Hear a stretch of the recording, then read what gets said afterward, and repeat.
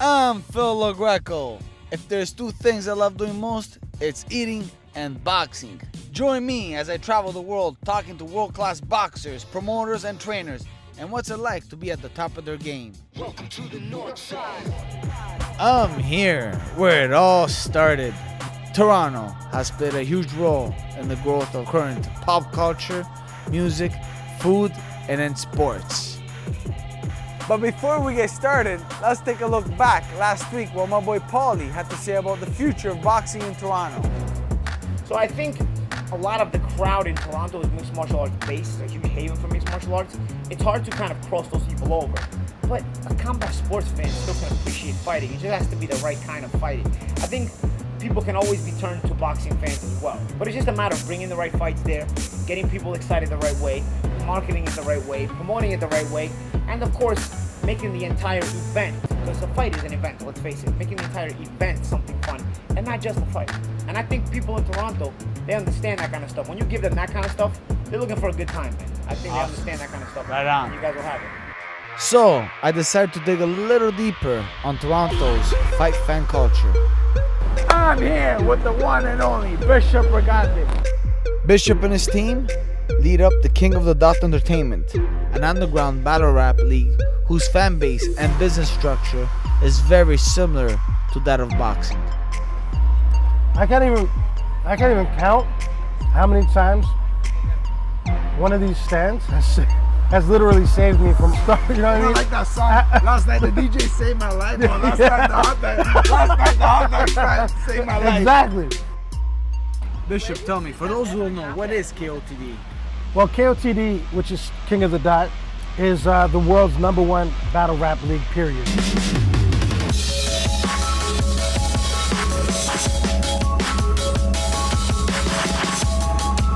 We travel all over the place. We have leagues, you know, in various different parts of America and Canada. Our battlers come together at events that we throw, and they compete to see who's going to be the best, you know, the best fighter. Like? How many people show up? Oh, so many. We have the best fans, supporters, and followers in the world, man. They come out in thousands all the time. So, I decided to dig a little deeper on Toronto's fight fan culture. If you really think about it, boxing does have a lot of mental warfare prior to the fight.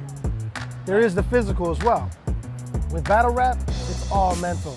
And you know what I mean? These guys are preparing for months on end, getting ready to jump in the ring against their opponent who's been doing the same thing, and they're trying to kill each other in that ring. So it's so similar to boxing that when we were trying to figure out new strategies, we decided, you know what? Let's implement things like press conferences in there. Let's implement, you know, a walkway to the ring. Let's implement these kinds of things because it works so well for boxing. And if you really look at it, the people that we see in the crowd, we have a lot of similar fans, very close. Yeah, you know what I mean? We share the same fan base. exactly. We share a very close fan base, and so why not give them the kind of stuff that they like, right? So we try to get that slick look. You know what I mean?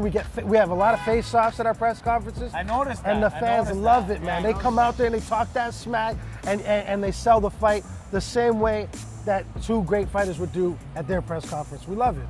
Do you see boxing on the rise in Toronto? Absolutely. I think that with the right people getting behind it and building the proper structure and working it the way it's supposed to be worked, definitely, man. You know, it's really dope because guys like you, guys like Lennox Lewis, Les Woods, they're stepping it up, you know, with Global Legacy Boxing, and they're putting on big shows. Niagara Falls, you had your fight. You know what I mean? Things are happening and building the community again. If we build the community properly and we build great shows and stuff like that, the more people that figure it out and the more people that get aware to it, it's gonna grow again, man. In battle rap, we got King of the Dot, we got URL, and various other different companies that do the same thing that we do. The difference is between battle rap and boxing is that inside and outside the ring, we're pushing our fighters all the time. We're promoting them, we're getting people, you know, we're getting people knowledgeable of them, and you know, you learn more about them, and that makes people become stronger fans. But real question, why does KOTD stand out so much? Think about it like this, in comparison, okay? Okay. You see how long it took for Manny Pacquiao and Floyd Mayweather to fight? 5 years. 5 years, right? Right. When the fans want to see something, we don't wait 5 years.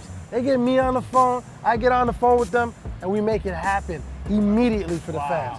And we don't play with that, you know what I mean? Because they support us so well, we make sure that we pay attention to what the fans Give them want, what they and want. we give it to them right away.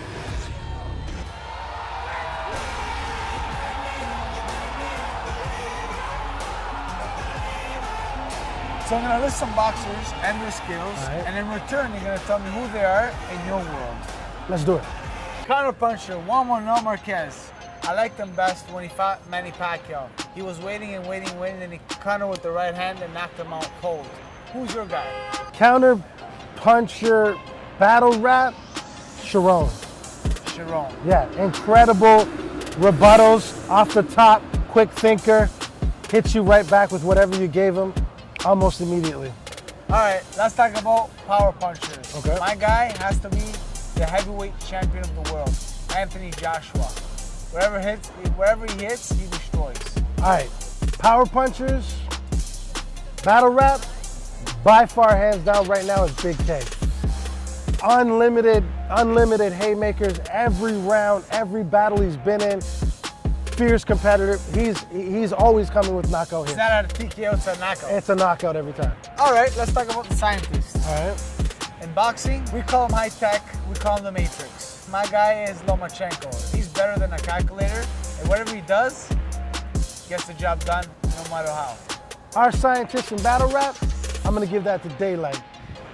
He's just so technically skilled. Just like Lomachenko makes you have to rewind to see that punch, Daylight, you gotta rewind him all the time just to get what he said and just to understand what he meant. All right, fastest, my guy. I like Amir Khan. This guy throws so many punches, you don't know what hits you. Okay. You know what, I agree with you on that one. Because he did almost have Canelo into the 6th round. So I'll give you that one. He is fast. Fastest battle rapper, as far as comparing the two, I think I'm gonna have to give it to DNA. Only because he's very sharp and quick-witted, very fast. He's got a lot of haymakers that he does really fast. And he's always he's got these structures and setups that just, I don't know, man. I'm gonna give him the fastest because he can really come up with it on the spot and put it all together and get him the fuck out of here. The Beast. I like Earl Spence Jr. Okay. This guy's the most feared boxer at the 147-pound weight class, but just one of the most feared boxer right now. Who's your guy? You want to talk about the Beast? Hands down, in battle rap, Disaster. By a long shot. Sounds like a beast. He's insane, bro. And you know what? You could actually see him on a trailer of a new movie he's in, and you'll get a little piece of the energy of how he destroys his opponents. His skill level, Sounds like a beast already. his skill level is incredible, and he just embodies this demonic spirit of battle rap that he aims to destroy his opponent. I like that. Disaster. I was so surprised to learn how similar our two cultures are. Until next time, Toronto. Arrivederci. Peace. The sugar rush